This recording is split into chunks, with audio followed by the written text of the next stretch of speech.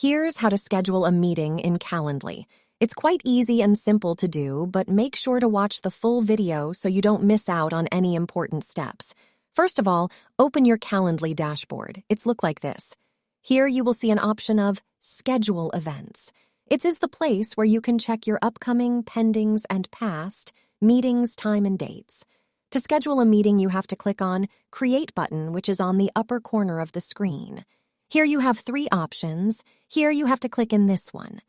Next window will look like this. Now you can see on the left side of the screen, Duration button, then click here. And now you can select the duration of your meetings. So next you can see here is Dashboard, which is showing time at the left side of the table. Then you have to click on Add Times and then scroll down. You will see here is your time of meetings. Here you can edit the time, so click again on Duration button, which is on the left side of the screen. When you increase or decrease your duration of meeting automatically changed according to yours. You can also delete your selected time from here. So then click on Next button. So here you have to enter your meeting title, then you have to click on Location button, then you can select one of them according to yours. Then click on Publish Meeting.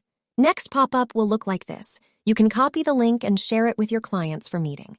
So in this way, you can schedule a meeting on Calendly.